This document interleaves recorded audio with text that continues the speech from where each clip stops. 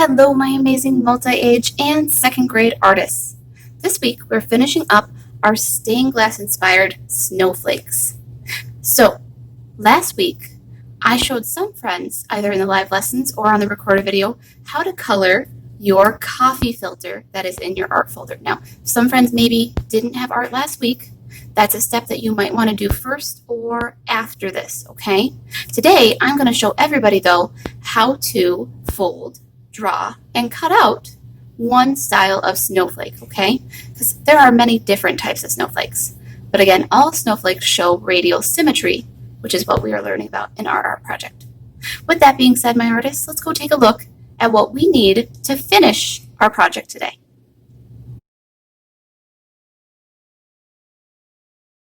All right, friends, so again, if you didn't do this step yet, that's okay. You can either go back and watch last week's video on how to color your coffee filter. It's real quick, or you can wait until the end, do your snowflake first, and then do the coloring after, okay? So in our art folder today, my friends, there's only one piece of paper we need, and it should have been behind your coffee filter. It's this smaller, darker black square paper. So we're going to take that out today, my friends, because that's the only thing we need to make our snowflake. Now, there are many ways to fold, draw, and cut a snowflake, my friends. Today, I'm just going to show you one way to do it, okay? If you want to do it a different way, that's okay, as long as your project shows radial symmetry. Again, that means that it's the same all the way around. So, here I go. I'm going to fold my paper. I'm going to take one corner and go all the way across to the other first, making a large triangle. And you want to try to line up your corners the best that you can. As always, it's okay if they're not perfect, but your snowflake will be better the closer you get, okay? So I folded one large triangle so far. Now I need to fold this corner over to that side. So I'm going to go ahead using my hands. I'm going to fold it over to the other side, lining it up again as best as I can. Doesn't have to be perfect, but I'm going to try to get close and fold it down. So now I've made a smaller triangle, my friends, and I turned it so that way it's pointing at me. These next two folds, my friends, are a little bit trickier, but I've found that they get a little easier if you draw a letter in the middle of your paper. So what I'm going to draw, my friends, is a letter V with my white colored pencil. The reason we're using a white colored pencil today is because it shows up easier on black paper. So I'm drawing that letter V, and I'm trying to make all three parts equal. For example, I wouldn't draw this line all the way out here and have this be a really thin part. I want to try to make them about the same size. This part, and this part. So there should be 1, 2, 3 triangles that are about the same size, okay? Now the reason we drew that V, and I'll make mine a little darker so you friends can see it better, is so we know where to do our next two folds, my friends. So watch. I'm going to take this side, and I'm going to fold it over to line up with this line.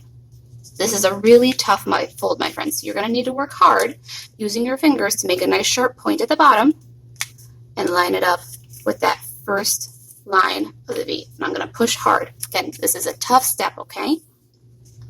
When I have that one folded, I'm going to actually open it back up. Why? Because now I want to take this side and go over to the other side, okay? And I'm going to, again, try hard to make a nice sharp point at the bottom of this point. I'm going to bring it over to this side now. Now you notice I'm not touching that exact line. Why? Because that's not where the fold ended up. So I'm going to kind of meet in the middle. Then once I have that second one, I can tuck the first one back on top of it. Again, it's okay if it's not perfect. What you should see though, my artists, is what I call a fox face. You see how it's nice and long? And there are 2 ears at the top. That's my fox face, okay? I'm going to fold the fox face over to the other side where I should see a straight line. See that straight line there? This is the side that we need to draw on. Now, artists, if you need to pause the video and go back and try your folds again, you can, okay? I'm going to start talking about how to draw a snowflake design now that we folded it, okay? So, the reason we need this side, my friends, is because this top part won't become part of our snowflake, those fox ears. As a matter of fact, I could go ahead and cut those off. So you see how I have the straight side over here? I like to call this the ice cream cone side. I'm going to go right across the top there, and I'm just going to cut those fox ears off. We don't need them at all, okay? Now Now we're going to use some triangles today to help make our design. I like to start at the bottom, and I like to start actually with just kind of a diagonal line, my friends, okay? It will look like a triangle shape though, if you look at the whole thing here. You see that, how that is a triangle shape? And that's what we want. So I've drawn my first line to make one part of a triangle. I'm going to keep going up. My triangles are going to get a little bit bigger, but they're never going to touch another triangle. Here's what I mean. If that's my first triangle, and I can kind of color it in because we're going to lose that part, my next triangle will come up, not touch that side. Nope, if I start on this side, I have to stay on this side, and then it will go back to that side. So I'm going to go ahead and color that part in as well, because again, that's the part that we're going to cut out in a moment. See how my first triangle, it doesn't touch with my second triangle at all? I've left a little bit of black space in between. And again, if I start on one side with a triangle, I can't touch the other side. So let's start on this side now. I'll go from this side. And again, I can come close to the other side of my ice cream cone, but can I touch it? No. Maybe I'll bring that line way, way, way up like that. Because our triangles can be different sizes, my friends. Yours can be big or small, no matter what you want to do, okay? But I'm going to keep adding a couple of triangles, and I'm just coloring mine in to show you where we're going to cut out in a moment. I'm going to keep adding triangles until I get close to the top, okay? So I think maybe I could fit one more triangle on this side. And again, I want to come close but not touch anything. I definitely don't want to touch that side because I started over here. I think I'll bring this one almost all the way to the top. Don't go all the way, okay? Because we want to leave some space up there as well. When I'm done drawing my triangles, artist, I will hold it up close to the camera so you can kind of see how my triangles look, all right? The last thing I want to do, my friends, is actually a triangle at the top of my ice cream cone. And here's how I like to go. I kind of like to follow the topmost one that I just drew and get a little bit close, but not too close. And again, because I started at the top, my triangle has to come back to the top. So I like to do it all the way to that corner. And again, I'll color that in because that's the part that we're going to cut out in a moment here. So here we go. Pulling it up close so you can see. I added 1, 2, 3, 4. I added 5 triangles. Do you have to do the same number as me? No, but you have to make it so that way they don't touch. It should kind of look like tiger stripes coming in, but again, not touching the other side or any other triangles, okay? So that's how I like to draw our snowflakes today, my friends. Again, if you need to pause the video and catch up, or maybe go back and watch a step, you can. The next thing I'm going to do is start cutting my snowflake out. So all those little parts are going to get cut out now, my friends. I like to start at the bottom where I was drawing, and I'm just going to cut right across that first line that I drew, my friends. And it's going to be a little tough while you're cutting today because there's a lot of folded paper, right? So I like to open my scissors up wide, put it to the back of the mouth, and just take small little cuts. Don't take big cuts. You might cut all the way through your snowflake then, right? And instead of turning my corner, watch, I'm going to pop back to the edge and go down to the point of the triangle until it pops off like that. See how that is nice and easier? So start at the edge of your paper and always cut in. And oops, I got a little off my line. Is that a big problem? Nope. It's okay to make small oopses, my friends. If you make a big oops and you cut all the way through your snowflake though, we might need to do some glue surgery when we talk about gluing, okay? So I'm going up my triangles, again, just cutting small little bits with my scissor mouth, really, really big open. We don't want little small opens because that's going to be hard to cut. Open your scissors up really big and do small little cuts at a time, okay? All right, I've got one triangle left. The last triangle is always the toughest one, my friends. And again, don't try to turn a corner. Come back to the edge of your paper and cut down to the tip of the triangle.